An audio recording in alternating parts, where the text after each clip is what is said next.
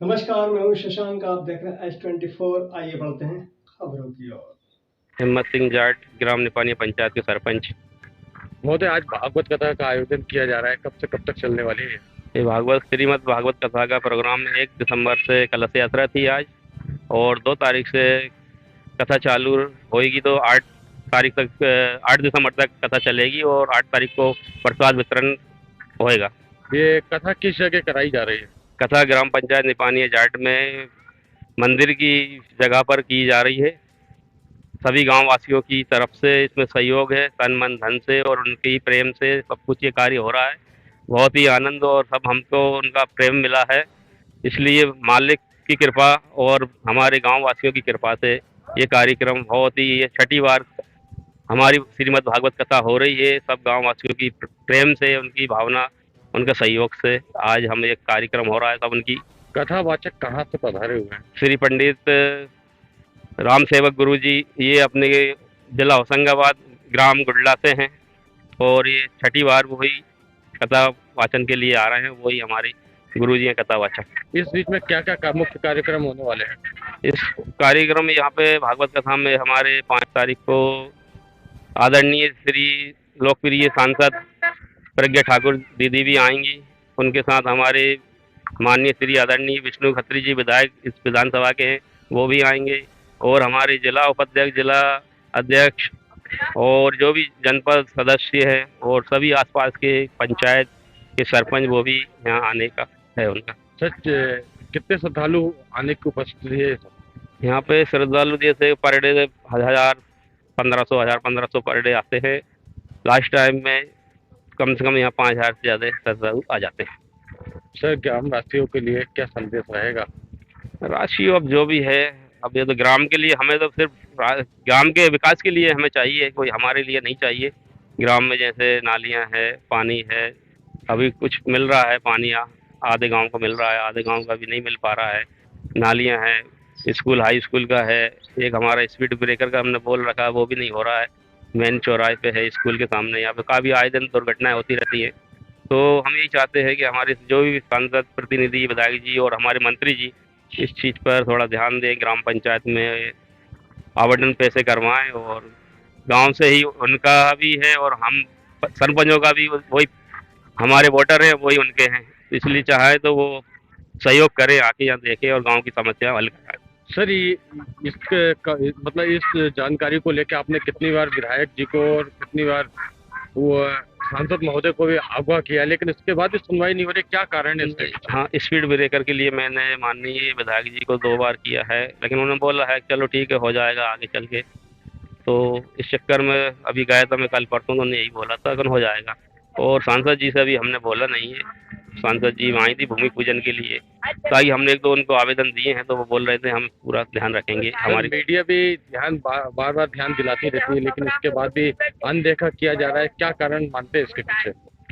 अब ये मीडिया भी बोलती है, जनता भी बोलती है और हम यहाँ के प्रतिनिधि बोलते हैं, लेकिन अब हो सकता है उनको ज़्यादा फील्ड है, क्या है, अब उनकी समस्या हो जाने, लेकिन फिर भी करते हैं काम, लेकिन ये पूरा नहीं हो पाता। जनप्रतिनिधि होने के नाते जनता तो आपसे ही जुड़ी हुई है, आपसे बात करती है। हाँ, जनता तो भाई मुझसे ही बात करेगी, क्योंकि वो उन्होंने मुझे ही देखकर मैंने उनसे वादे भी किए थे कि भाई अपन गांव का विकास करेंगे, गांव में ये परेशानी, ये समस्या है, तो ये चीज़ का निवारण करेंगे। तो उस चक्कर में जनता भी अपन को बोलती है कि, और वही चीज़ हम हमारे सांसद जी, विधायक जी, मंत्री जी महोदय सभी से बोलते हैं, जिला जनपद सीओ में सबसे बोलते हैं। हालांकि वो भी ध्यान दे रहे हैं, लेकिन थोड़ा अभी कम दे रहे हैं। हो सकता है कि अभी उनके पास भी फंड, क्यों लास्ट दिसंबर का लास्ट जब चल रहा है, हो सकता है न्यू वर्ष में फंड वगैरह आए तो वो फिर हम लोगों की मदद करें। मैं डॉक्टर लालाराम विश्वकर्मा। जब मैंने शिक्षा ग्रहण की तो अपने गुरुओं को अपना आदर्श माना और यह निश्चय किया कि मैं भी एक अच्छा शिक्षक बनना चाहूँगा। शासन ने मेरी योग्यताओं को पहचाना, समाज ने स्वीकार किया और मैं प्रसन्न हूँ कि अपने पेशे में एक सफल शिक्षक रहा। मुझे इस बात का गौरव है कि जहाँ विश्वामित्र, वशिष्ठ जी, सांदीपनि, अब्दुल कलाम आदि जैसे महान ऋषि शिक्षक का पद धारण ग्रहण किए हैं, जहां चाणक्य जैसे शिक्षक ने राष्ट्र की सत्ता परिवर्तन में पूरा जोर लगा दिया।